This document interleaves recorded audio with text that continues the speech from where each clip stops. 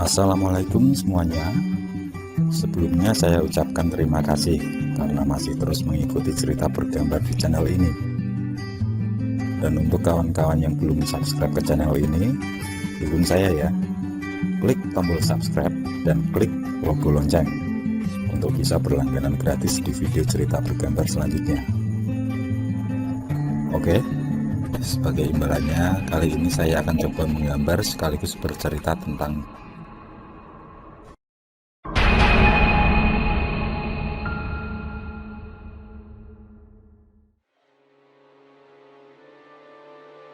Di sisi lain, kemesraan Seno dan Suyatmi semakin membuat iri orang-orang yang memandang. Bahkan Seno memperlihatkan hal itu pada orang tuanya di rumah. Yatmi, sadurunge kowe nikah karo Seno, aku ame takon perkara penting soal awakmu. Tanya ibunda Seno. Suyatmi tersenyum ramah, lalu mempersilahkan calon ibu mertuanya mulai bertanya. Saat itu, dia ditinggal sendiri oleh Seno, yang sengaja diajak oleh ayahnya keluar untuk sebuah keperluan. Dan memang itu sudah direncanakan, kalau ibu Seno yang melakukan tanya jawab demi menggali informasi. Beberapa pertanyaan pun terlontar, yang kesemuanya mengarah tentang siapa sebenarnya Suyatmi. Dari mana asal-usulnya, dan bagaimana jati dirinya. Dengan polos, Suyatmi menjawab tentang masa lalu yang diingat. Bahwa dia selama ini tinggal bersama Nyi Sarminah dan tidak tahu pasti siapa orang tuanya. Dia juga tidak mengingat apapun tentang tanah kelahiran dan masa kecilnya dulu. Yang ada di dalam ingatan hanyalah ketika berada di sebuah perkampungan dan selalu diganggu oleh orang-orang hidung belang. Atas dasar itulah dia diajak oleh Nyi Sarminah untuk pergi menjauh. Kula nuwun. Terdengar ketukan pintu, disusul suara Nyi Sarminah. Perempuan itu rupanya tahu apa yang akan terjadi pada Suyatmi, dan dia tidak ingin jika Suyatmi tersudut, sehingga ada kesalahan yang membuat orang lain merasa curiga atas mereka. Bagaimanapun juga, dia akan terus melindungi Suyatmi sampai batas usianya. Dan dia bertekad memenuhi janjinya, sehingga Suyatmi kembali menjadi manusia seutuhnya. Begitu Ibu Seno keluar, Nyi Sarminah langsung menyampaikan tujuan, yakni mengajak Suyatmi pulang, karena ada sesuatu yang harus dikerjakan bersamanya. Tanpa menunggu aba-aba, Suyatmi segera berpamitan dan ikut dengan Nyi Sarminah. Sesampai di rumah, Nyi Sarminah menanyakan tentang apa yang dilakukan Ibunda Seno. Suyatmi memberitahu kalau dia telah diserbu dengan pertanyaan seputar dirinya, terutama tentang jati diri dan masa lalu. Mendengar jawaban itu membuat Nyi Sarminah agak tegang. Dia yakin kalau Ki Lodro dan Ki Marto bukanlah orang sembarangan. Apalagi dia pernah mendengar dari Mbok Rati, salah satu orang yang bekerja di perkebunan keluarga Seno, bahwa di antara Ki Lodro dan Ki Marto dulunya adalah satu guru. Mereka menekuni ilmu kebatinan sedari muda dulu.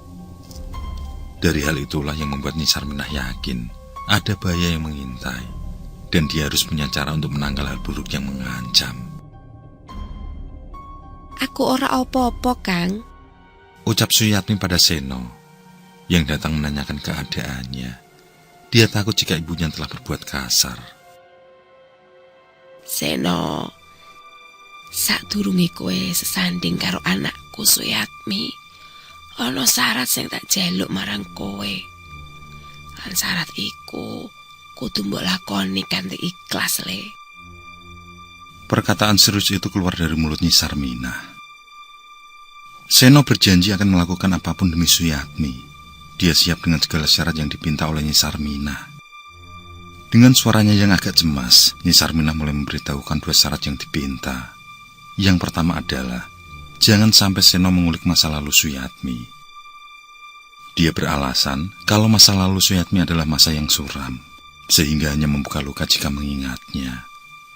Sedangkan syarat yang kedua adalah jika sampai pernikahan mereka benar-benar berlangsung, maka Nyi Sarminah meminta agar pergi menjauh dari desa, mencari tempat tinggal baru yang jauh dari keramaian dan keluarga, sehingga kehidupan mereka menjadi lebih tenang lebih tentram dan penuh kebahagiaan. Apa kowe sanggup, Seno? Seno melirik pada Suyatmi yang tersenyum manis, lalu menyanggupi syarat tersebut. Dia berjanji tidak akan menyakiti Suyatmi dan akan melakukan apapun demi Suyatmi. Dan tanpa mereka sadari, orang suruhan Kilodro telah menguping percakapan mereka di sisi rumah.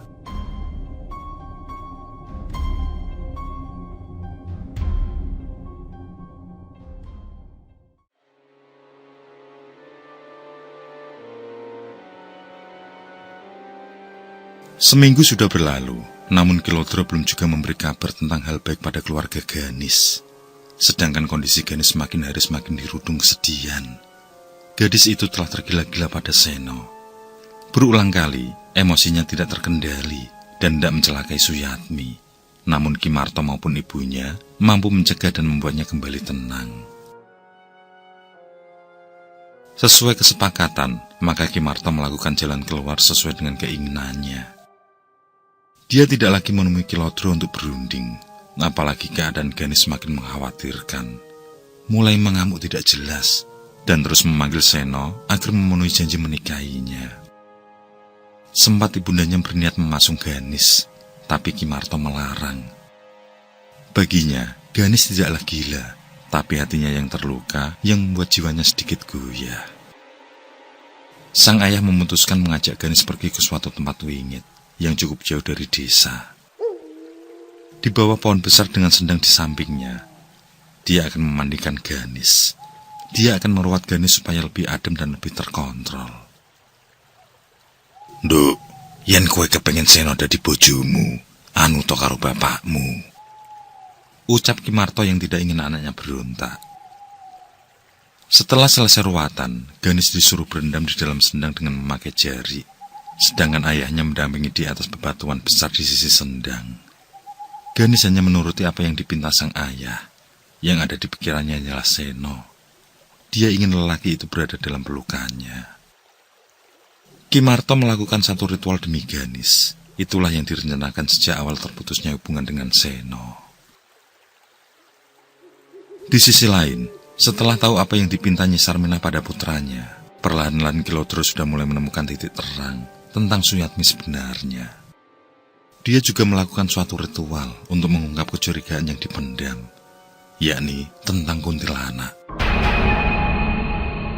Sebagai saudagar yang sering berkeliling daerah, dia pernah mendengar kisah tentang sosok tersebut yang meneror beberapa perkampungan, bahkan memakan korban jiwa. Meski tidak mengalami sendiri, namun berita tersebut santer saat dia masih mengunjungi beberapa wilayah.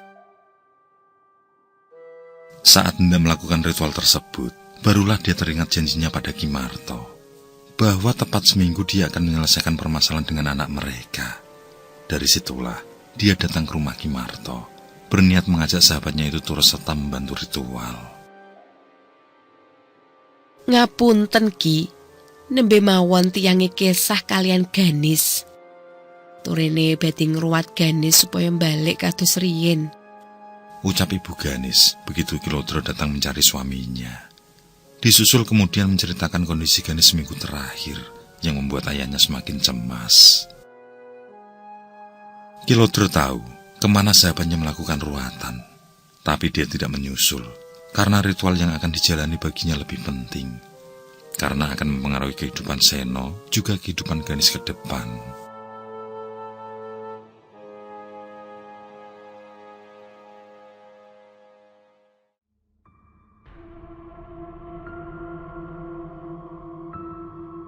Hanya dalam beberapa menit, ayah Ganis sudah mendapat wangsit. Dia mendapat bisikan gaib bahwa yang mampu membuat Seno kembali mencintai Ganis adalah ilmu pelet yang berhubungan dengan alam, yakni ilmu pelet Sri Wulansari Purnama, atau disebut juga ilmu pelet lambe rembulan. Salah satu ilmu pelet langka yang hanya segelintir orang yang tahu dan menguasai. Dalam perjalanannya, ilmu pelet jenis ini banyak berhubungan dengan alam gaib, karena keampuhan yang dimiliki atas dasar pencarian di alam tak kasat mata. Sehingga orang yang memiliki kebatinan kuatlah yang mampu mendapatkan dan mempergunakan ilmu jenis ini. Dari sejarahnya, nama Raja Kertabumi atau Brawijaya V 1468 sampai 1478, yakni sosok yang diyakini sebagai raja terakhir Majapahit, merupakan sosok yang memiliki ilmu pengasihan jenis ini. Raja Kertabumi memiliki 3 istri cantik jelita yang menurunkan raja-raja besar di tanah Jawa. Ilmu pengasihan tersebut dipergunakan untuk memikat satu di antara istrinya, yang dikenal dengan nama Putri Campa. Nama aslinya adalah Amarafati, seorang putri Raja Kautara negara bagian Campa. Ayahnya berdarah Cina, yakni Bung Takkeng, sedangkan ibunya adalah Putri Maharaja Campa, Raja Indravarman VI, asli etnis Campa atau Indo-Cina. Karena berasal dari Campa, Amarafati dikenal rakyat Majapahit dengan sebutan Jawa Putri Cempo. Dia menjadi permaisuri Raja Kertabumi saat masih menjadi Raja Keling, negara bagian Majapahit dengan nama Jawa Dewi Amarawati, yang ternyata dia adalah adik Candrawati, ibunda Sunan Ampel. Semenjak mampu meluluhkan hati Putri Campa itu, ilmu pelet Sri Wulan Sari Purnama mulai dikenal, dan tidak semua orang mampu menguasai, karena hanya orang terpilih saja yang bisa menguasai.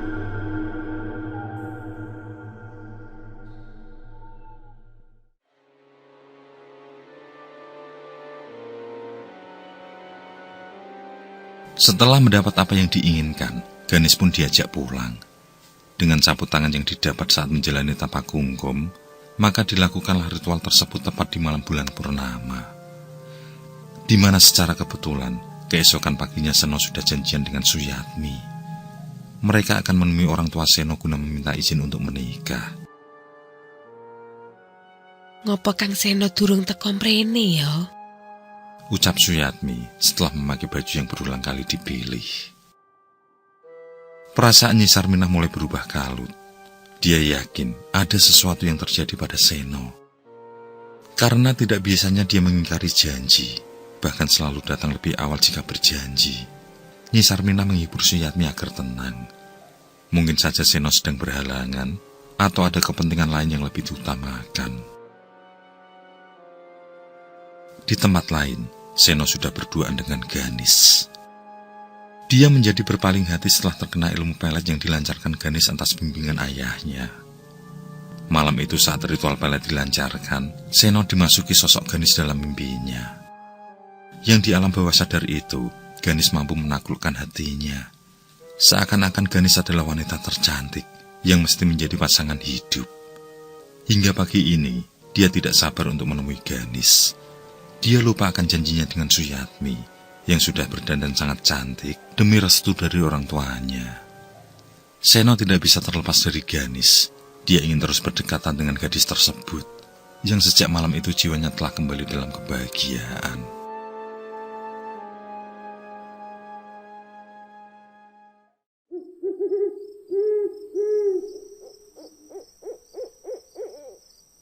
Malam pun datang. Seharian Suyatmi menangisi diri. Dia tidak menyangka jika Seno telah ingkar janji. Beberapa kali dia hendak menemui Seno, namun Nyi Sarminah melarang. Wanita itu tahu jika ada hal gaib yang turut serta dalam hubungan asmara Suyatmi.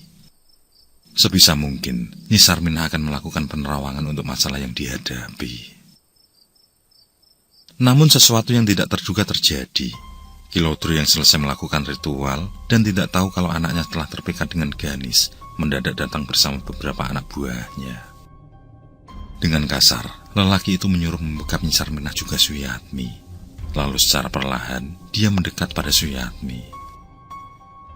Apa karepmu, Lodro? Nyi Sarminah bertanya setengah berteriak. Namun yang didapatkan hanyalah suara tawa keras dari Kilodro. Setelah dekat dengan Suyatmi, disuruhnya Suyatmi untuk bersimpuh. Atas paksaan dari anak buah yang membekap, maka Suyatmi bersimpuh dengan isak tangis tanpa henti. Mandek, Lodro. Tulung aja mbok terusno. Aku bakal nglakoni apa sing dadi kekarepanmu. Kilodro yang tidak menggubris teriakan Nyi Sarminah. Dengan mantra yang dibaca, dia mulai menyibak rambut tebal milik Suyatmi. Dan saat itu juga, dihunuslah paku yang tertancap di kepala perempuan malang tersebut. Setelah Paku berada di dalam genggaman Kilodro, seketika Suyatmi tertunduk, nafasnya terhenti, sedangkan Nyi Sarmina yang coba berontak hanya mampu berteriak. Kesaktian yang dikuasai seakan lenyap. "Pateni sisanae, barno jasate podo bosok dipangan sindat," ucap Kilodro sambil menatap bengis ke arah Nyi Sarmina. Sesaat kemudian, suara batuknya terdengar sangat berat. Tampaknya penyakit yang diidap selama ini akan kambuh kembali. Dia pun berpaling tanpa mendengarkan teriakan minta ampun Nyi Sarmina. Tanpa menunggu apa-apa kedua, anak buah Kilodro sudah menghunus pedang, bersiap memenggal Nyi Sarmina. Tapi sebelum niat itu terlaksana, angin sangat kencang berhembus, membawa debu beterbangan menghalangi penglihatan mereka. Saat semua kembali tenang, mereka pun terkaget bukan kepalang, karena Nyi Sarmina tidak lagi berada di lokasi. Begitupun dengan jasad Suyatmi. Sementara Kilodro tidak habis pikir kalau ternyata Nyi Sarmina masih mampu mengeluarkan kesaktiannya. Meski begitu, dia tetap senang telah mendapatkan apa yang diinginkan, yakni paku dari tubuh Suyatmi. Dia pun melangkah pulang mengajak semua anak buahnya.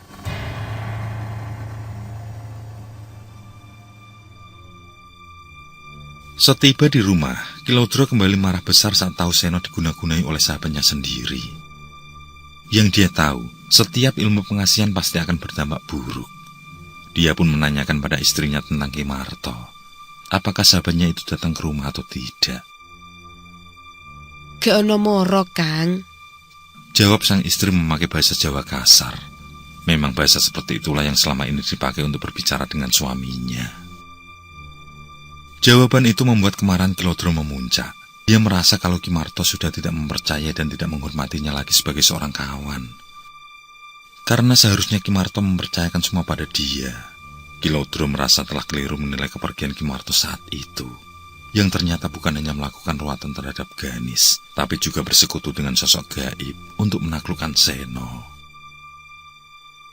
Kemarahan itu membuat Kilodro beranjak pergi ke rumah Ki Marto. "Kang, mbok yo aso dhisik. Penyakitmu mengko umat meneh lho," ucap sang istri memperingatkan. Kilodro tetap berangkat dengan penuh kemarahan. Tidak lupa, dia sudah mempersiapkan segala senjata untuk persiapan jikalau Ki Marto melakukan perlawanan atas dirinya. Perdebatan antar sahabat terjadi malam itu. Ki Marto meyakinkan bahwa apa yang dilakukan adalah demi masa depan anak-anak mereka. Tapi menurut Kilodro, hal itu adalah sebuah kekeliruan. Dia minta pada Ki Marto untuk menghilangkan aji pengasih tersebut. Karena saat itu, dia sudah berhasil menyingkirkan Nyi Sarmina dan Suyatmi. Ki Marto yang mulai gemetar menjelaskan bahwa ilmu tersebut berasal dari alam, sehingga selamanya tidak akan bisa dilepas. Akan selalu menempel dan melekat pada jiwa yang terkena pelet. Kilodro semakin murka.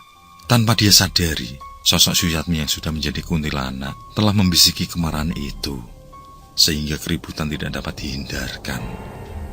Terjadilah pertarungan sengit satu guru. Teriakan Ibunda Ganis memecah malam, membuat warga berbondong-bondong berdatangan. Mereka hanya saling bisik menyaksikan pertarungan yang berlangsung.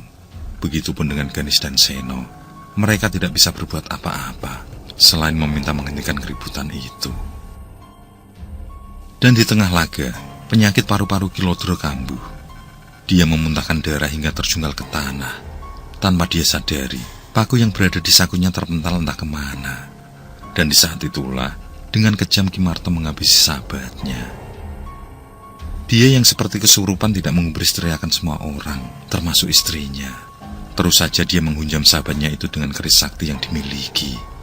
Sedangkan anak buah Kilodro hanya menyaksikan juragan mereka mati tanpa bergerak sedikit pun. Mereka mengakui kehebatan Ki Marto, sehingga tidak ada yang melawan. Darah Kilodro berhamburan hingga ke wajah Seno. Di saat itulah, pemuda itu mulai tersadar. Dia seperti terbangun dari mimpi dan mencari keberadaan Suyatmi. Disisihkan Ganis yang berada di sampingnya. Begitu tahu ayahnya tewas di tangan Ki Marto, dia mengumpat dan berteriak histeris. Di saat itu pula dia beranjak lalu menyerang Ki Marto. Seperti kesetanan, senjata yang masih digenggaman itu menusuk perut Seno. Bukan hanya sekali, tapi berulang kali. Seno pun menggelepar berlumuran darah. Ganis berteriak sekuat tenaga. Saat hendak berlari mendekat jasad Seno, kakinya tertusuk paku yang terlepas dari baju Kilodro. Seketika itu, dia menjerit kesakitan. Seluruh tubuhnya kepanasan seperti terpanggang api membara. Sesaat kemudian, dia meragang nyawa dan hidupnya pun berakhir. Melihat itu, Ki Marto yang mulai mereda amarahnya merasa bersalah. Sebelum memeluk tubuh Ganis, terdengar suara tawa cekikikan. Suara itu semakin mendekat, yang kemudian tampaklah wujudnya. Sosok Suyatmi terlihat samar, dengan darah berlumuran di setiap bagian tubuh. Tanpa ragu lagi, Ki Marto langsung menebaskan kerisnya pada sosok itu. Tapi berulang kali dia melakukan penyerangan, kuntilanak itu selalu menghilang dari jangkauannya. Setelah beberapa saat, sebuah cunduk emas mengunjam di leher Ki Marto. Yang bersamaan dengan itu, hilanglah sosok kuntilanak. Begitupun dengan suaranya yang sangat menakutkan. Termasuk paku yang menancap di kaki Ganis, lenyap seketika. Tinggal suara tangis yang hanyut bersama malam. Sementara warga mulai mendekat ikut membereskan semua mayat. Ayah dan anak telah tiada karena saling mementingkan diri sendiri. Tidak ada yang dikenang selain pelet Sri Wulansari Purnama yang telah menjadi malapetaka bagi kedua sahabat.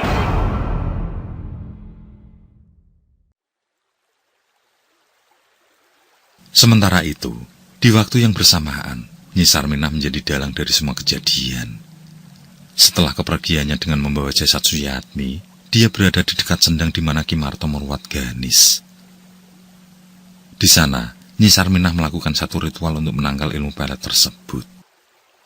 Dan dia mampu mengendalikan Suyatmi, hingga syarat satu-satunya, yakni darah dari ayah si pelaku, mampu mengenai kulit tubuh Seno. Tapi sayang, di luar kendalinya, Seno pun ikut menjadi korban. Setelah menancapkan paku di kepala Suyatmi, Nyi Sarminah memandikannya di sendang. Nyi, Kang Seno ning endi, Nyi? Kang Seno ning endi? Pertanyaan itu membuat Nyi Sarminah terkejut. Seharusnya Suyatmi sudah melupakan semua, tapi mengapa kali ini dia masih ingat? Meski begitu, Nyi Sarminah bersikap biasa. Dia menceritakan tentang Seno yang meninggal dunia karena musibah. Dia minta agar Suyatmi melupakan kekasihnya itu, karena akan diajak pindah tempat. Nyi Sarminah beralasan bahwa Suyatmi diduga sebagai dalang dari kematian Seno, sehingga terus berpindah ke daerah lain. Suyatmi hanya bisa menurut. Dia berjanji akan selalu menuruti kehendak Nyi Sarminah, dan semampu mungkin akan melupakan Seno dari ingatannya. Selesai kungkum di sendang, mereka pun kembali melangkah mengikuti cahaya bulan, mencari celah kebahagiaan di antaranya.